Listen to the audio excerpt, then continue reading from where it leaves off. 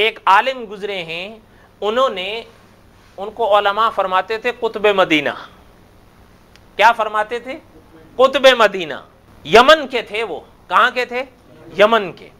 انہوں نے اپنی ایک کتاب میں ایک واقعہ لکھا، چھوٹا سا واقعہ ہے لیکن دل کی کسک معلوم ہوتی ہے کہ کچھ حضرات ایسے بھی ہوتے ہیں.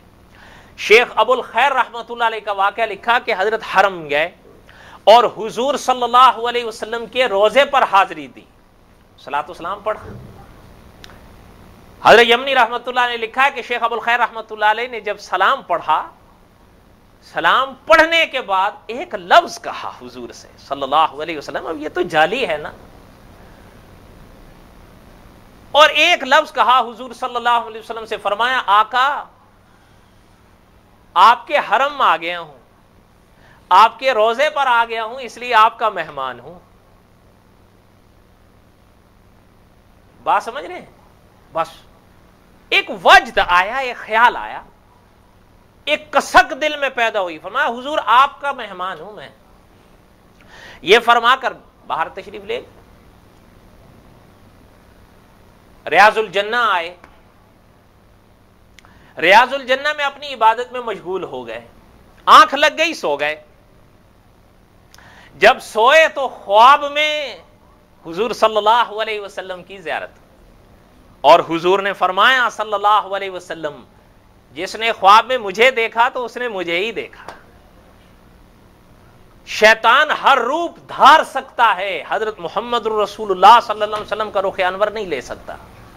اور علماء نے، مولانا ابو القاسم رفیق دلاوری رحمت اللہ علیہ نے اس حدیث کی شرح میں لکھا ہے کہ جس طرح شیطان حضرت محمد الرسول اللہ صلی اللہ علیہ وسلم کا رخ انور نہیں تبدیل کر سکتا خواب میں، اسی طرح حضرت آدم سے حضرت عیسیٰ تک بھی کسی پیغمبر کی صورت وہ نہیں اپنا سکتا. بات سمجھ میں آئی ہے کہ نہیں آئی ہے؟ حضور صلی اللہ علیہ وسلم کی زیارت ہوئی، اور شان ہے حضرت شیخ ابو الخیر رحمت اللہ علیہ. میں نے پہلے کہا نا کسک جو ہوتی ہے یہ ایک بڑی عجیب دولت ہوتی ہے. جب دل میں کسک جنم لیتی ہے تو پھر انسان مشکل سے مشکل مرحلہ طے کر جاتا ہے. اسی خواب میں حضرت ابو بکر صدیق کی بھی زیارت ہوئی، ساتھ میں حضرت عمر کی بھی ہوئی رضی اللہ عنہما. اب خواب کے اندر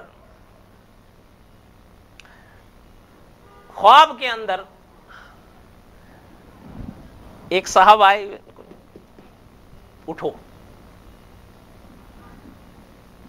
اب خواب کے اندر اٹھ رہے ہیں. فرمایا جو پاس آئے، حضور صلی اللہ علیہ وسلم کا رخ انور دیکھا، حضرت رفیق دم ہجرت کا دیکھا، حضرت عمر کا دیکھا رضی اللہ تعالیٰ عنہ. فرمایا ایک چوتھے صاحب ہیں، کیوں ایک تو ہو گئے نا حضور صلی اللہ علیہ وسلم، دو ہو گئے حضرات شیخین رضی اللہ عنہما. فرمایا تیسرے صاحب نے مجھے جگہ اٹھو.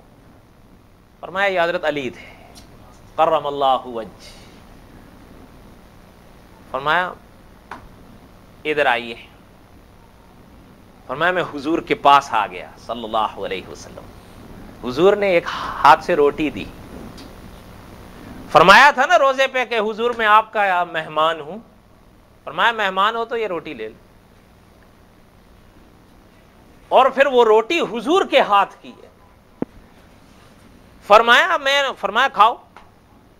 خواب میں حضور کے سامنے شیخ ابو الخیر رحمت اللہ علیہ فرماتے ہیں میں نے روٹی کھائی، آدھی روٹی کھائی، آدھی ابھی باقی تھی کہ میری آنکھ کھل گئی.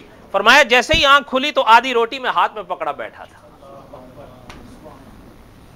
یہ کرامت ہے. کیا ہے؟ کرامت ہے. پھر سے بولیے یہ کیا ہے؟ کرامت ہے. اور علماء اہل سنت و جماعت فرماتے ہیں، غور سے سنیے، کہ علماء اہل سنت اور ہم دیوبندیوں کا عقیدہ یہ ہے کہ جس طرح انبیاء کے معجزات برحق ہیں اسی طرح اولیاء کی کرامات بھی برحق ہیں. اہل سنت و جماعت ان دونوں میں سے کسی چیز کے انکاری نہیں ہے.